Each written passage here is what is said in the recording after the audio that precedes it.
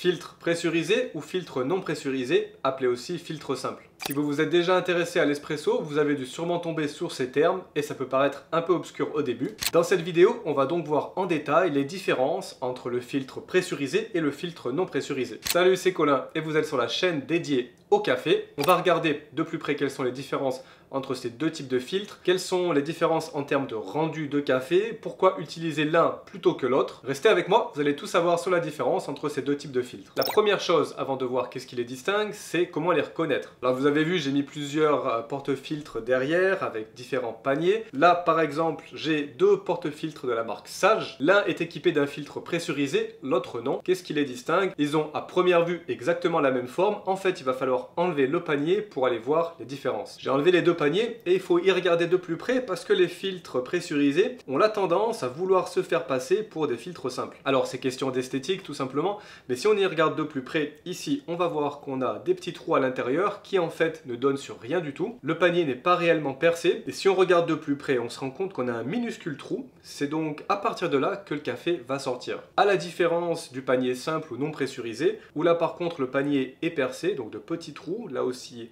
extrêmement fins par lesquels va s'écouler le café. On peut avoir sur certains types de porte-filtres une valve de surpression, mais l'objectif avec ce type de panier c'est toujours le même, c'est de créer une surpression afin d'extraire le café. Pourquoi est-ce que le filtre pressurisé va donc simuler cette pression? La réponse, elle tient à la mouture du café. La grande différence qu'on a entre ces deux types de paniers, c'est que pour le filtre simple, on va devoir avoir une mouture qui est faite pour l'expresso, c'est-à-dire une mouture qui est très fine, qui est homogène, qui est difficile à avoir avec un moulin standard. Et donc là, il nous faudra un moulin dédié à l'expresso, soit un moulin manuel ou un moulin électrique, et c'est une pièce d'équipement qui est indispensable plus que la machine et qui coûte assez cher. Les filtres pressurisés, on le retrouve sur les machines d'entrée de gamme. Pour des machines comme la DeLonghi Dedica, la Krups Virtuoso, les machines qu'on peut retrouver au supermarché, les machines de type Lidl, elles seront toutes équipées exclusivement de porte-filtres pressurisés, là vous n'allez pas avoir le choix. Ce qui n'empêche pas d'utiliser un filtre simple et qui va nous permettre d'avoir des résultats bien différents. Si le sujet vous intéresse, je vous conseille de regarder la vidéo que je mets ici,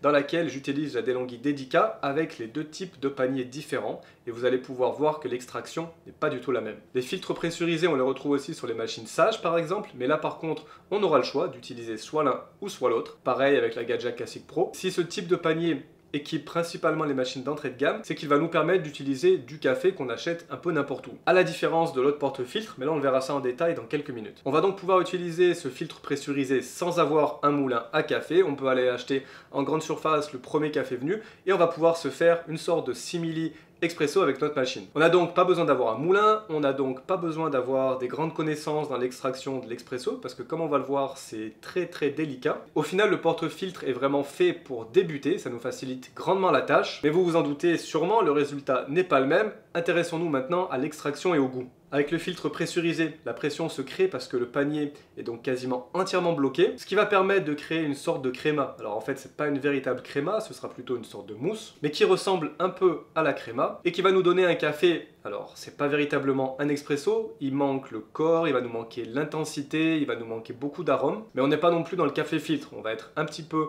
entre les deux, et donc c'est quelque chose qui peut être parfait si jamais vous n'êtes pas très sûr pour pouvoir, par exemple, faire une transition d'une machine Nespresso à une machine expresso. Si vous êtes toujours avec moi et que vous trouvez cette vidéo utile, j'ai un tout petit service à vous demander, c'est pas grand chose mais c'est ce qui aide vraiment la chaîne à se développer, à grandir, c'est d'aller mettre un petit like juste en dessous, un petit pouce, laisser un commentaire si ça vous plaît, des suggestions, etc.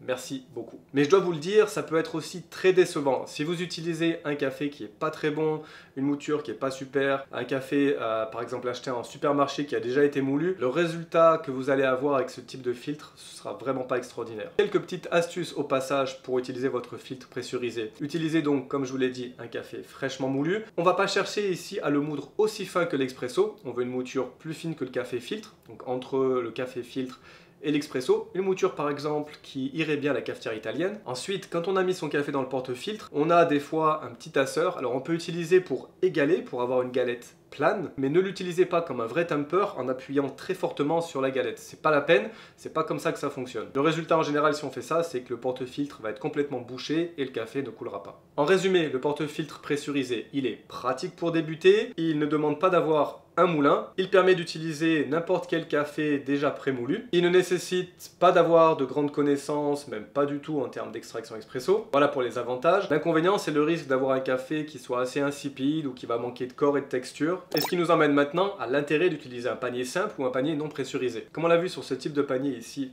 il est percé de partout. Ce qui va nous créer la résistance, c'est donc la galette de café. Puisque la machine va nous envoyer l'eau autour de 9 bars, on va avoir besoin de créer une résistance. Et c'est là tout le défi et la difficulté de faire un bon expresso, c'est d'avoir une galette de café qui soit suffisamment fine, qui soit homogène. Ça peut sembler assez simple, ça l'est pas du tout. C'est un des paramètres les plus importants, mais qui est loin d'être facile à maîtriser au début. Et c'est sûr, si vous débutez, ça peut être assez frustrant quand on commence, parce qu'on va sortir des cafés qui sont vraiment pas très bons, et ça peut même peut-être par moment vous faire regretter votre ancienne machine à café. Ici je vous dirais patience et pratique, ça va venir et vraiment ça vaut le coup parce que le résultat est complètement différent. Le filtre simple ou non pressurisé, il demande, et ça c'est obligatoire, d'avoir un moulin. Un moulin qui va donc nous permettre de moudre suffisamment fin pour l'espresso, un moulin manuel comme celui-ci, ou alors un moulin électrique. Mais dans tous les cas, c'est obligatoire et c'est en général une pièce qui est la plus chère, souvent des fois plus chère que des machines d'entrée de gamme, mais qui est la plus importante, on ne peut pas s'en passer. Mais en termes de résultats, d'extraction et de goût, quand on arrive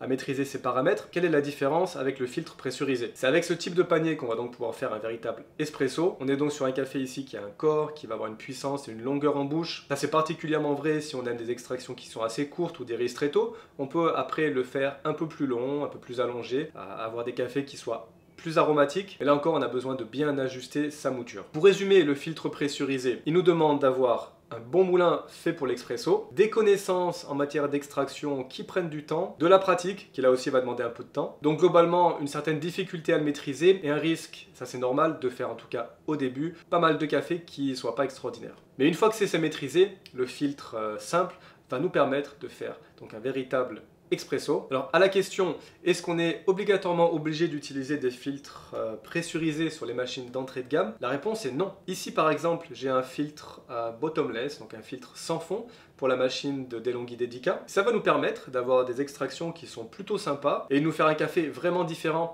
et beaucoup plus qualitatif que l'utilisation du filtre pressurisé. Alors au final, ça peut être pratique pour commencer ou si vous n'avez pas envie de vous casser la tête. Si par contre vous voulez vous faire de vrais expressos, si vraiment vous aimez ce type de café, vous allez devoir rapidement passer sur un filtre simple ou non pressurisé. Comme d'habitude, si vous avez des questions, n'hésitez pas à les mettre juste en bas. Je les regarde, je lis tous les commentaires, j'y réponds. Je vous dis à très bientôt, je vous souhaite une bonne semaine.